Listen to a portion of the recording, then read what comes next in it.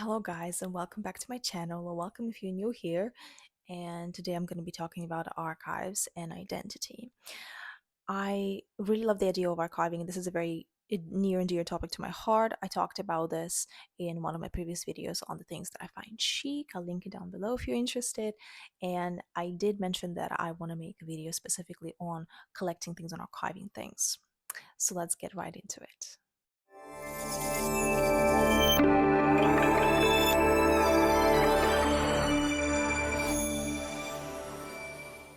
Okay, listen. I feel like in today's age of, consumption of fast fashion, of consumerism on such a high, ridiculous level, we only think about archiving when we think about really rich people. We think about people who have acquired a certain amount of wealth and can afford high quality pieces and who can afford the, storage, the space, and who can afford to take care of those things, be it dry cleaning or whatever methods you use to clean the items very important to you by hand. This is if we're talking about clothes specifically. I do want to mention, I do want to talk about two things here in this video: entertainment and clothing. So, like, two categories of things: entertainment and clothes, the shoes, the perfumes, the jewelry, stuff like that. So, okay, let's start with entertainment because this topic is really important to me and I'm really quite passionate about that. Ever since I was a little girl, I loved having a personal collection. I had a personal collection of DVDs and I had the CDs that I really liked. Even, at the time when we had, Apple Music and Spotify already, I still loved buying the CDs, the specific albums that were important to me that I loved in order to have them in my collection. Same goes to audiobooks, honestly. I'm not so much of an audiobook fan, even though I do like them, but I prefer reading books. But even if I listened to a book that I really like. Actually, no, that did happen to me. Last year, I did actually buy Julia Fox's book because I listened to it. I listened to an audiobook that was narrated by her. Strongly recommend, by the way, Down the Drain by Julia Fox. And I did buy a hardback after that because I just wanted to have it in my library. I needed to have the book in my collection because I loved it. It made such an impact on me. And there is something very special about having direct access to your entertainment. And I'm talking about movies, I'm talking about, series, the shows that you love, the music, and I don't know, you can throw in games in there too if you want, but like games is something a little bit different, I guess. Not so much actually, no. And the games as well, for example, that can be, stored directly on like hard drives and such. But then again, I don't even want to talk about hard drives here. I want to talk about specifically physical items that you can directly have access to. So I really, really don't like the idea of having all the movies and all the music stored online and having to pay a monthly subscription in order to have access to your library. There is something about that that has become so normal that is really not sitting right with me. I really want to have access to my music, whether or not I have access to the internet or not, whether or not I have Wi Fi or not. Sometimes, for example, you're in a car, on a train, or something like that, and you don't have, or on a plane, like you don't have access to the internet, there's no Wi Fi, you don't have access to your playlists if they were not downloaded beforehand or something like that. Like this is just something that's really bothering me and really pisses me off. Same thing goes to movies, honestly. Like if you don't have the internet currently, you don't have access to your movies. We have made it more complicated than it needs to be, and I understand that the purpose of this was to simplify things in a way, but also to like make money off of us, obviously. That was the primary reason, obviously. But the point is that I don't like that. I think that this is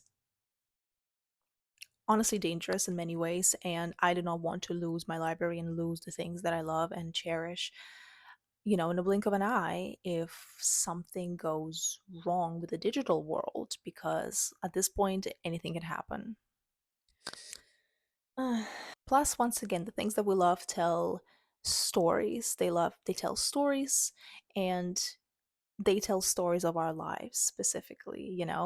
I do really love the idea of, honoring things that you love, finding space for them in your personal space, literally, and collecting the libraries, collecting the sanctuaries that have the things that you love and enjoy. And obviously, once again, it's going to be such a beautiful thing later on in life when you are looking back at different, phases of your life, different eras of your life, and the things that you have can transport you right back there. This is something that digital world cannot always do because we, once again, don't always have access or direct access to those things. So, yes, that is why I believe in collecting books and collecting your own personal libraries. Nothing wrong with audiobooks and with Kindles, but there is something very, very special about having physical libraries, having a personal physical library in your home, collecting DVDs or Blu-rays of the movies that you actually love, and whatever, any movies really. This is such a big dream of mine to have a beautiful collection of the films and the music that I love, the vinyls, the CDs, the art, obviously, and filling your home with the beautiful creations of mankind, of humankind. Let's say humankind. I prefer that. The magazines, of course, as well. I feel like there's something actually quite special about magazines because a lot of the times they can tell you very specific current things happening in the culture, and they can be direct translation of what's happening in the culture currently, unlike books that are more, timeless, or at least they're supposed to be. And I'm not gonna lie, I'm really quite disappointed in the fact that magazines have gone away and they have not really come back the way that I would love for them to, because I've always loved magazines ever since I was a little girl, and it would be such a beautiful thing to have magazines come back and be a beautiful replacement of the digital media that we have gotten a little too used to. And I understand that, like, obviously the current news are moving so quickly and changing so quickly that it's impossible to capture them on paper and in print and have them be printed even weekly, not even mentioning monthly. But if we're not talking about news specifically, but about fashion, about trends, about stories, about art, that would be such an incredible thing to bring back actual print media, actual magazines, with stories, with the art, with drawings, fashion, with beautiful, creative, entertaining things. I know that I would absolutely love that. And also, like, a lot of people would love that too. Completely, I know that 100%. I cannot even imagine how expensive this might be at this point to maintain a physical publication, but like as a business. Yeah, but I really miss the era of physical magazines. I'm not gonna lie to you. And I really hope that at one point soon they will make a major comeback. Okay, anyways, let's talk about the clothing. Okay, when I talk about clothing here, I'm not only talking about clothes specifically. I'm talking about the clothes, the shoes, the jewelry, the perfumes, like I said, accessories, all kinds of things, the bags, of course, right? All kinds of stuffs. We should start paying more attention to what we buy and to consume more mindfully. There are honestly so many reasons for that, not just because we all look the same. I don't really have a problem with everybody looking the same and everybody following the same trends. This is not something that bothers me as much as it bothers other people. It does bother me though, but I do have to say that I do think we should become more responsible as people with our consumption and start making better choices. You can find things made of quality materials for less. You can buy woolen, cashmere even, for decently affordable pricing if you know where to look. And if you have any good suggestions and recommendations of good shops, maybe small businesses are usually a lot more expensive, but please still leave them in the comments down below. I think I would really love to read those, and let's share some important resources and information. Let yourself actually be inspired by the media you consume and the things that you love. Let the art you consume curate your taste and your choices in clothing and in your style.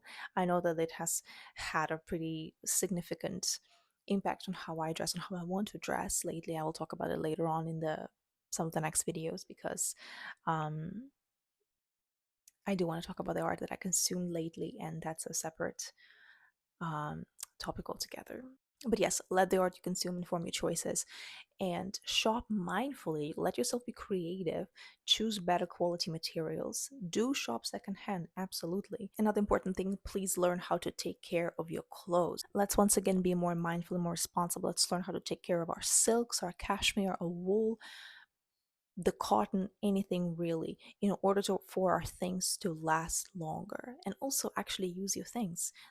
Your items cannot tell a story if you're not wearing them. If you only buy things and store them in pieces of art, which obviously can be the case, you know, can be true for in some cases, right? Like if you buy something extremely expensive and you do not, or extremely fragile, and you do not want to ruin it easily, then yes, completely understandable. So, but do make sure you actually wear your clothes.